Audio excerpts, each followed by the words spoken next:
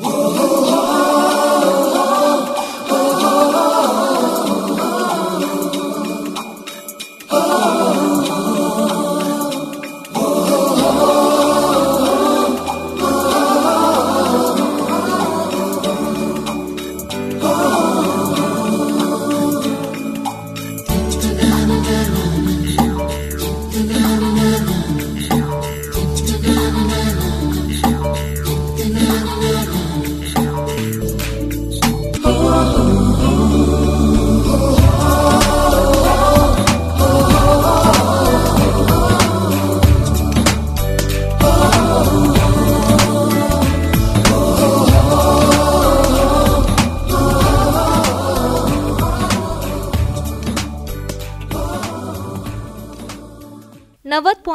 Megahertz radio वसुंधरावरून श्रोते हो, आत्ता आपण ऐकणार आहोत कार्यक्रम शाळा वसुंधरेची.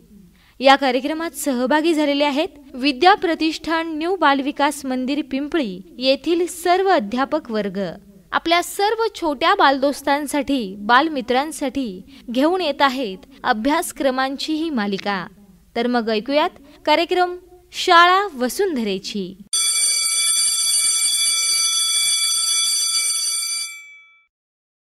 मैं अर्चना राजोपाध्याय विद्या प्रतिष्ठान न्यू बाल विकास मंदिर पिंपरी से हूँ. आज कक्षा 8वीं की पुस्तक वसंत भाग 3 से कविता 8वीं यह सबसे कठिन समय नहीं इस कविता की चर्चा करेंगे.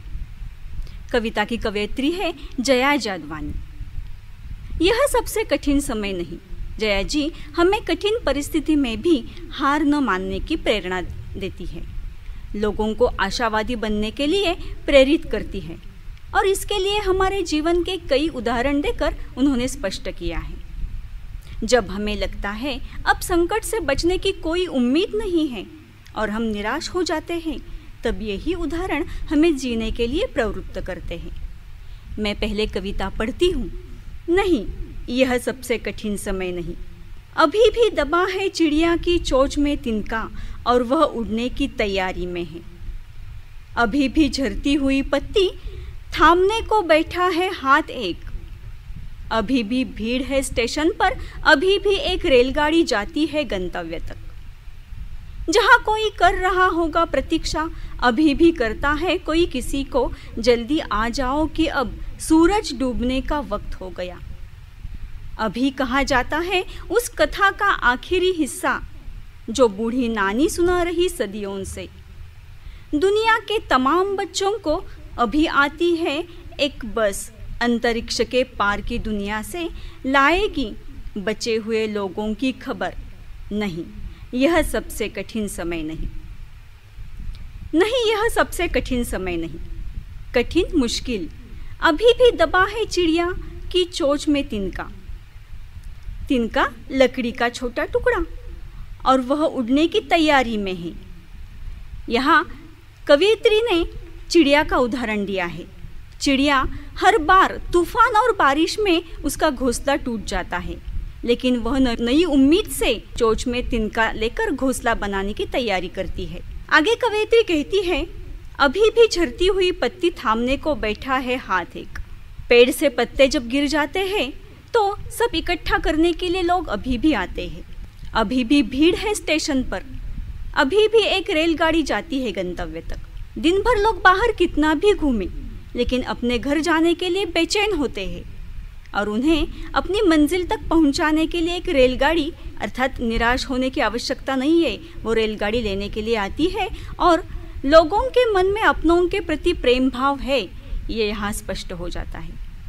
जल्दी आ जाओ कि अब सूरज डूबने का वक्त हो गया. और घर पर लोग इंतज़ार करते हैं, जो बाहर जाते हैं उनका इंतज़ार किया जाता है. और शाम को घर आने के लिए अपने प्रियजनों को कहा जाता है. कवयित्री कहती है आगे, अभी कहा जाता है उस कथा का आखिरी हिस्सा जो बूढ़ी नानी सुना रही सदियों से, दुनिया के तमाम बच्चों को.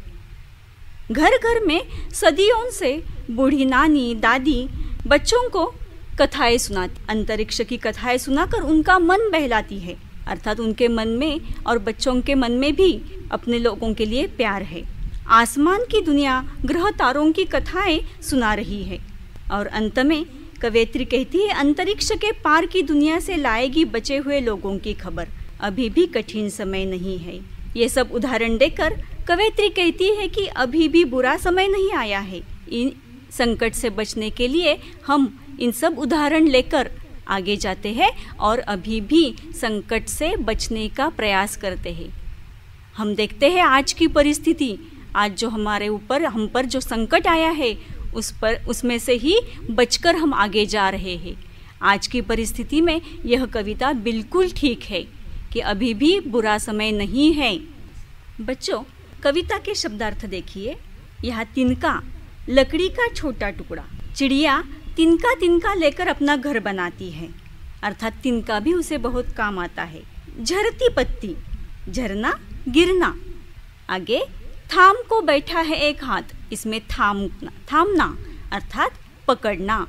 गंतव्य तक, अभी भी एक रेलगाड़ी जाती है गंतव्य तक। इस काव्य पंक्ति में गंतव्य, गंतव्य अर्थात जहाँ हमें जाना है, पहुँचने का स्थान, हम जहाँ जाते हैं। आगे है जहाँ कोई कर रहा होगा प्रतीक्षा, प्रतीक्षा अर्थात इंतजार करना। उस कथा का आखिरी हिस्सा, हिस्सा अर्थात भाग, कथा का एक भाग, जो बूढ़ी नानी सुना रही सदियों से, सदियों से, पुराने समय से। अब ये शब्दार्थ हमने देखे। प्रश्न उत्तर देखते हैं। पहला प्रश्न है, यह कठिन समय नहीं है। यह बताने के लिए कविता में कौन कौन से तर्क प्रस्तुत किए गए हैं। कविता में चिड़िया का चोंच में तिनका लेकर जाना, रेलगाड़ी का, जैसे रेलगाड़ी लोगों को लेकर जाती है, वे अपने स्थान पर जाते हैं। बूढ़ी दादी, नानी कहानी सुनाती है, ऐसे तर्क प्रस्तुत किए हैं। और दूसरा प्रश्न देखिए, चिड़िया चोंच में तिनका दबाकर उड़ने की तैयारी में क्यों है। बच्चों, चिड़िया बहुत अच्छा उदाहरण है, क्योंकि हम देखते हैं पंछियों का घोंसला जो टूट जाता है, तूफान में, बारिश में टूट जाता है, लेकिन वे फिर भी एक एक तिनका लेकर अपना घर बनाते हैं। वे बिल्कुल थकते नहीं या संकट से हारते नहीं, ये हमें बताया है। वह तिनकों का क्या करती होगी। आगे प्रश्न है, वह तिनकों का क्या करती होगी। वह तिनके लेकर अपना घोंसला बनाती है, और ये अच्छा उदाहरण हमारे सामने है। एक एक तिनका लेकर वो अपना घोंसला अर्थात घर फिर से बनाती है, अर्थात संकट से न हार कर आगे जाने का वो प्रयास करती है। ये उदाहरण बहुत अच्छा दिया है। तीसरा प्रश्न देखिए, कविता में कई बार अभी भी का प्रयोग करके बातें रखी गई है। अभी भी का प्रयोग करते हुए 3 वाक्य बनाइए और देखिए उनमें लगातार, निरंतर, बिना रुके चलने वाले किसी कार्य का भाव निकल रहा है या नहीं। अभी भी का प्रयोग करके। बच्चों, यहाँ अभी भी ऐसे आया है, आप भी ऐसे वाक्य बनाइए और उदाहरण लिखिए। उसमें लगातार, निरंतर, बिना रुके चलने वाले अर्थात लगातार और सदैव जो चलता है, ऐसे वाक्य आपको बनाने हैं। ठीक है बच्चों, आपको कविता समझ में आई होगी। एक बार फिर से कविता ठीक तरह से पढ़िए और शब्दार्थ लिखिए। 3 प्रश्नों की चर्चा हमने यहाँ की। आगे के प्रश्न आप ठीक तरह से पढ़कर लिखने का प्रयास कीजिए, और इन उदाहरणों को लेकर हमें यह सीख मिलती है कि हमें किसी भी परिस्थिति में संकट से नहीं हारना चाहिए। बुरे समय में भी आगे जाने का प्रयास करके हमें जीतना है। धन्यवाद।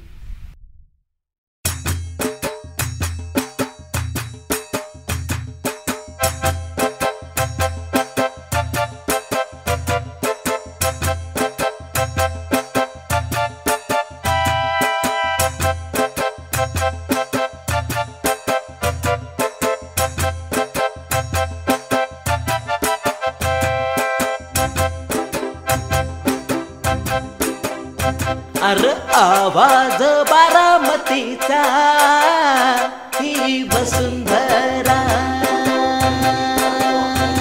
अरे ज्ञान साऱ्या जगी वाटते, ही वसुंधरा,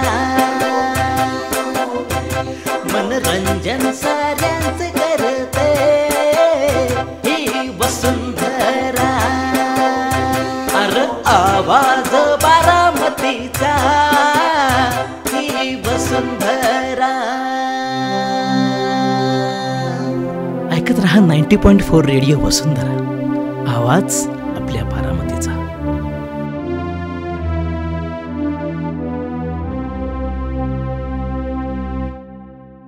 नमस्ते छात्रों, मैं फरीदा नवाब, आपकी हिंदी विषय की अध्यापिका, आज आपके लिए हमारी पाठ्यपुस्तक स्पर्श भाग 1 से रहीम के दोहे इस पाठ को लेकर उपस्थित हूँ.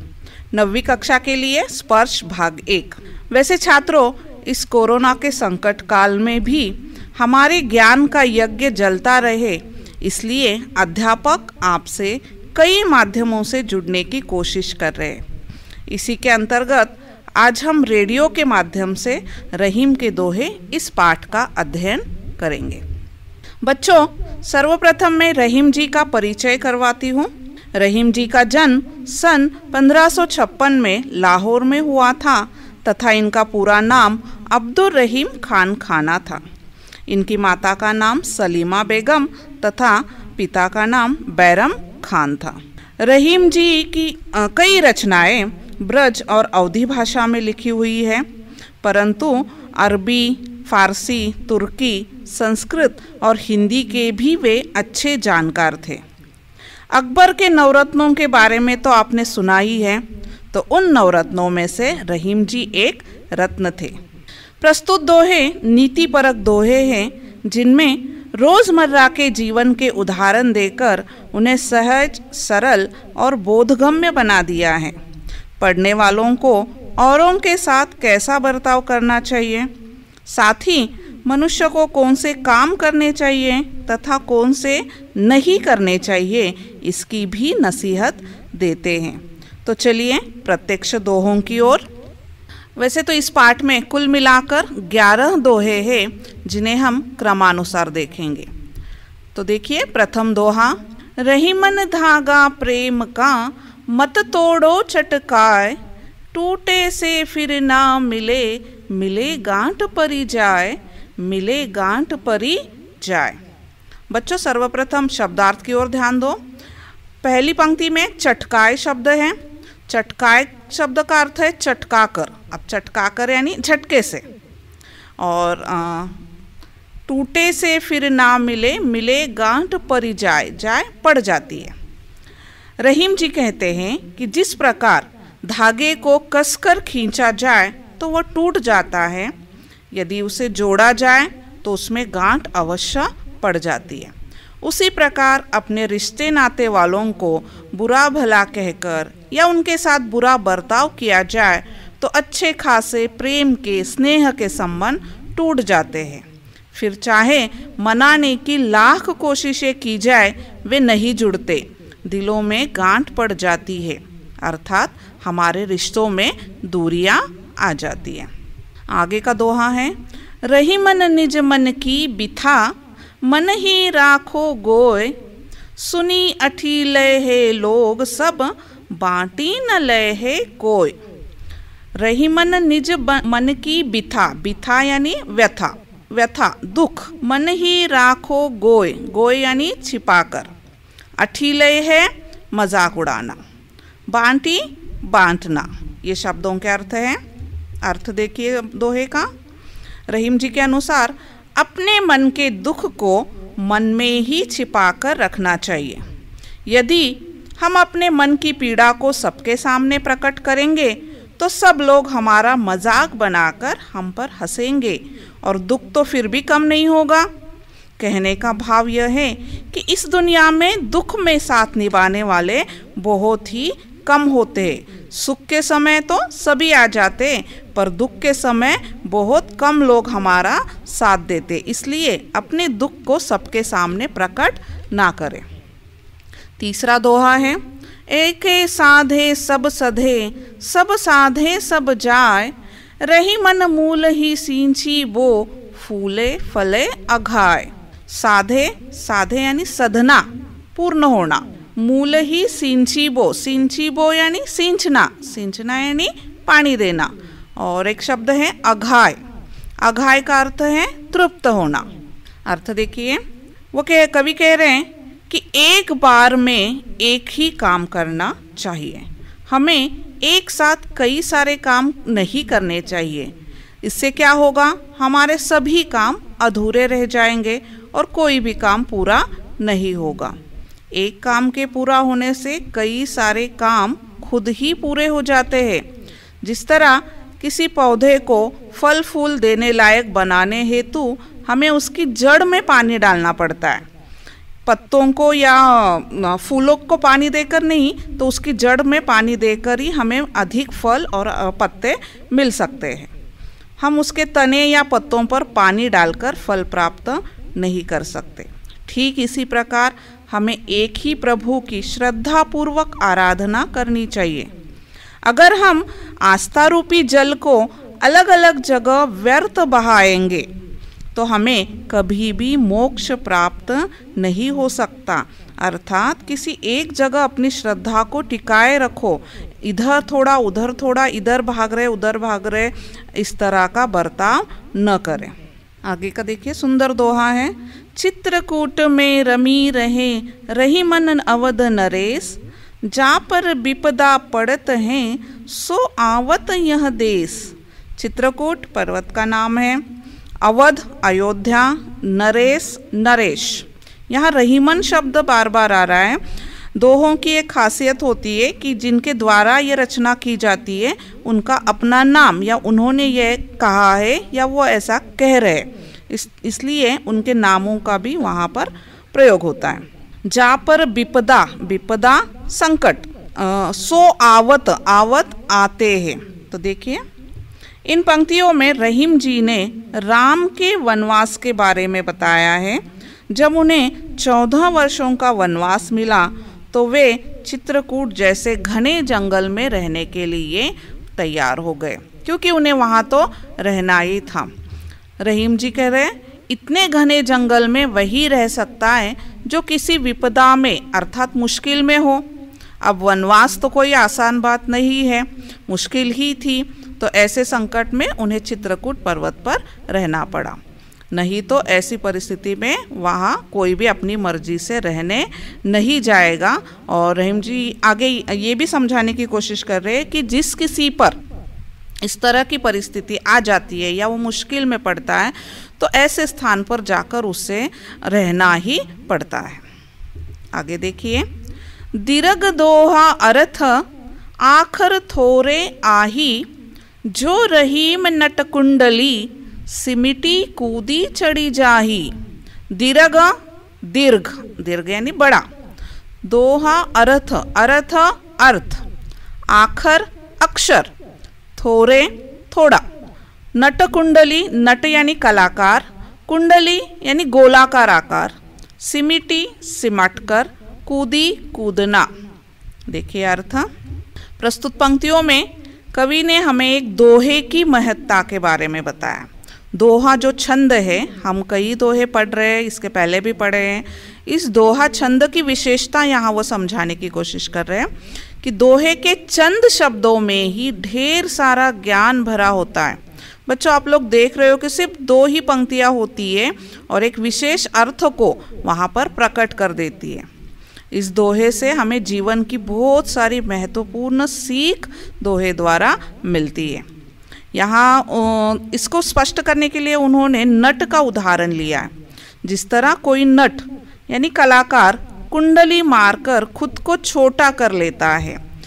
नट यानी कलाकार, जैसे आपने देखा होगा सर्कस वगैरह में जो कलाकार होते हैं अपने शरीर को सिमट लेते हैं और रिंग जो होती है उस रिंग से वो कूद जाते हैं, तो ये उनकी कर्तव्यगारी होती है, यानी छोटा करते हुए ऊंची छलांग वो लगा लेते हैं।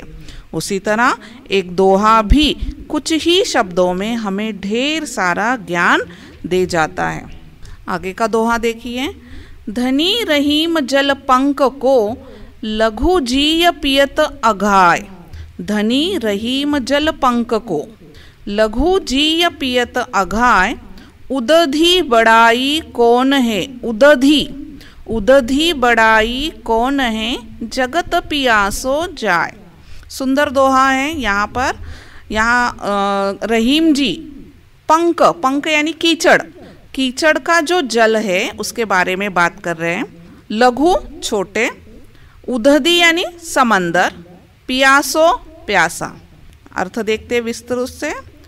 रहीम जी कहते हैं कि वह कीचड़ का थोड़ा सा पानी भी धन्य है, जो कीचड़ में होने के बावजूद भी न जाने कितने कीड़े मकोड़ों की प्यास बुझा देता है। छोटे छोटे जीव होते हैं, उनकी प्यास बुझाने का काम ये कीचड़ का जल कर देता है। वही दूसरी ओर सागर का अपार जल जो किसी की भी प्यास नहीं बुझा सकता, कवि को किसी काम का नहीं लगता। यानी समंदर का पानी खारा होता है, नमकीन होता है, जिसके कारण कई लोग उसके पास भी खड़े और प्यासे हो तो उसे पी नहीं सकते। यहाँ कवि ने एक ऐसे गरीब के बारे में भी कहना चाहा है कि जिसके पास धन नहीं होने के बावजूद भी वो दूसरों की मदद करता है। साथ ही एक ऐसे अमीर के बारे में भी बताना चाह रहे हैं जिसके पास ढेर सारा धन होने पर भी अगर वो दूसरों की मदद नहीं करता तो उसके धन का या उसके अमीर होने का कोई भी फायदा नहीं। आगे का दोहा देखिए। नाद रिजी तन देत मृग, नाद रिजी तन देत मृग, नरधन देत समेत, ते रहीम पशु से अधिक, रीजेहु कछु न देत। नाद यानी ध्वनि, आवाज। रिझी रीझना, रीझना यानी मुग्ध होना। नाद रिजी तन देत मृग, मृग यानी हिरन, और रीजेहु यानी रीझकर, मोहित होकर भी। ये शब्दों के अर्थ है। देखिए, स्वार्थी मनुष्य के बारे में वो यहाँ पर कवि बताना चाह रहे हैं और उस मनुष्य को वो पशु से भी बदतर कह रहे हैं। हिरन एक पशु होने पर भी मधुर ध्वनि से मुग्ध होकर शिकारी पर अपना सब कुछ न्योछावर कर देता है।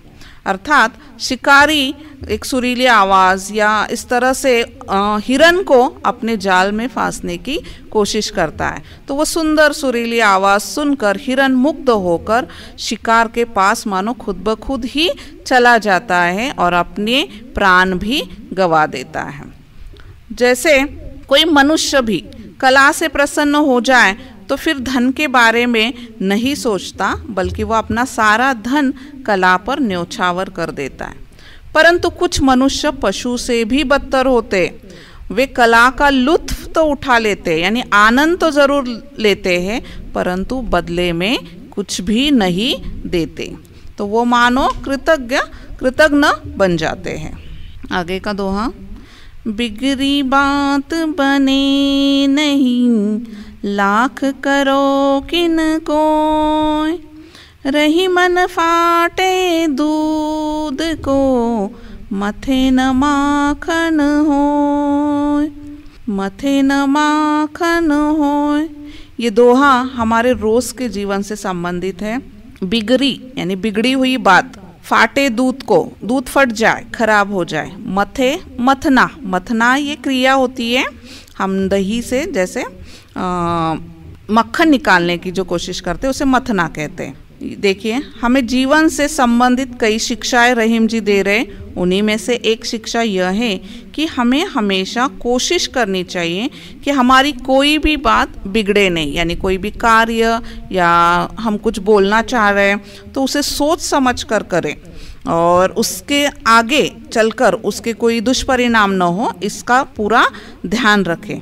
इसलिए वह कह रहे हैं कि जिस प्रकार अगर एक बार दूध फट जाए तो फिर लाख कोशिशों के बावजूद भी हम उसे मथ कर माखन नहीं बना सकते, ठीक उसी प्रकार अगर एक बार कोई बात बिगड़ जाए तो हम उसे पहले जैसे ठीक कभी नहीं कर सकते। इसीलिए बात बिगड़ने से पहले ही हमें उसे संभाल लेना चाहिए। आगे का दोहा देखते हैं। रही मन देखी बड़े न को, लघु न दीजिए डारी, जहाँ काम आवे सुई, कहाँ करे तरवारी, कहाँ करे तरवारी। ये दोहा बच्चों मेरा बहुत ही पसंदीदा दोहा है। एक अच्छी सीख इस दोहे द्वारा हमें मिल रही है। लघु शब्द का अर्थ मैंने पहले ही बताया, बस कि छोटा। यहाँ पर इस दोहे में जो ज्ञान दिया है उसे हमेशा याद रखना चाहिए। ये पूरी जिंदगी हमारे काम आएगा। रहीम जी के अनुसार हर वस्तु या व्यक्ति का अपना महत्व होता है, फिर चाहे वो छोटा हो या बड़ा। हमें कभी भी किसी बड़े व्यक्ति या वस्तु के लिए छोटी वस्तु या व्यक्ति की उपेक्षा नहीं करनी चाहिए। यहाँ जो दो उदाहरण लिए हैं, सुई शब्द आया है और तलवार शब्द भी आया है। जहाँ सुई का काम होता है यानी कपड़े सिलाने के लिए, तो हम सुई का ही प्रयोग करेंगे। तलवार वहाँ पर कोई काम की नहीं है, भले ही वो बड़ी हो। उसी प्रकार अगर युद्ध लड़ने के लिए जब वीर सिपाही निकलते हैं तो तलवार ही लेकर जाएंगे, न कि हाथ में सुई लेकर जाएंगे। अर्थात तलवार के आकार में बड़े होने पर भी वह काम की साबित कहाँ होगी, जहाँ उसकी ज़रूरत है, जबकि सुई आकार में अपेक्षाकृत बहुत छोटी होकर भी कारगर साबित होती है। इसीलिए हमें कभी धन संपत्ति, ऊंच नीच व आकार के आधार पर किसी भी चीज़ की उपेक्षा नहीं करनी चाहिए। रही मन निज संपत्ति बिना को न विपत्ति सहाय, बिनु पानी जो जलज को नहीं रवि सके बजाय। देखिए यहाँ पर निज संपत्ति, संपत्ति संपत्ति धन, विपत्ति विपदा संकट, सहाय सहायता, जलज कमल, रवि सूर्य। प्रस्तुत पंक्तियों में कवि कह रहे हैं जब मुश्किल समय आता है तो हमारी खुद की संपत्ति ही हमारी सहायता करती है। अर्थात हमें खुद की सहायता खुद ही करनी होती है। यानी जो कुछ है हमने कमाया हुआ या अच्छे से बटोर कर रखा हुआ, हो सकता है वो हमारा अपना व्यवहार ही क्यों ना हो, तो वही हमारे काम आता है। दूसरा कोई हमें उस विपत्ति से नहीं निकाल सकता।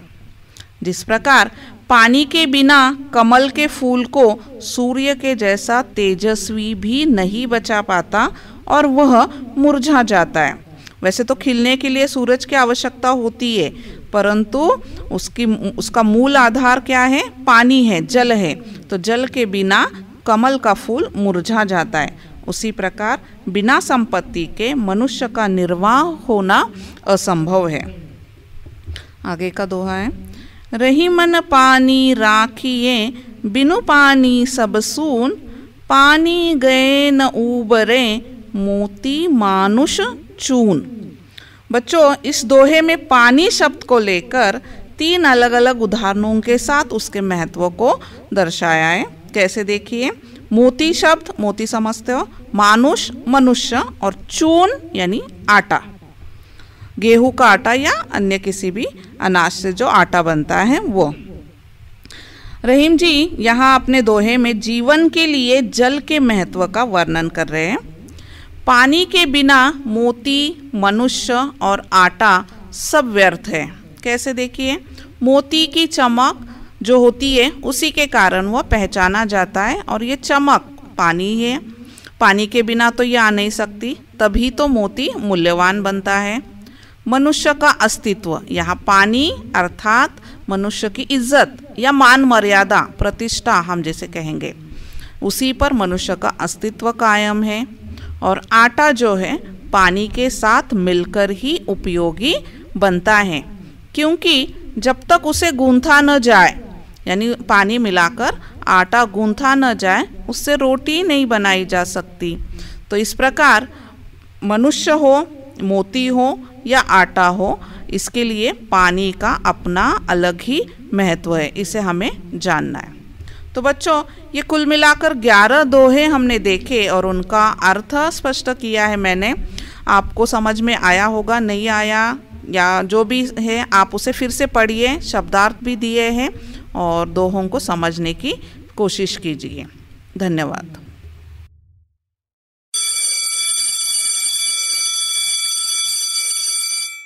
90.4 मेगाहर्ट्स रेडिओ वसुंधरावरून श्रोते हो, आत्ता आपण ऐकलात कार्यक्रम शाळा वसुंधरेची।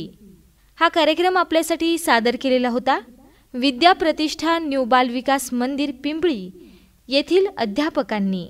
या कार्यक्रमाची निर्मिती होती वसुंधरा वाहिनी बारामती या कम्युनिटी रेडिओ केंद्राची। तर मग श्रोते हो, घरी रहा, सुरक्षित रहा, स्टे होम स्टे सेफ।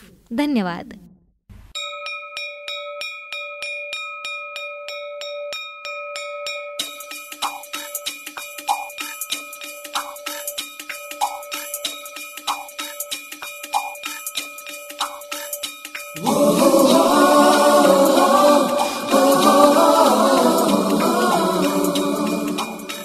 हो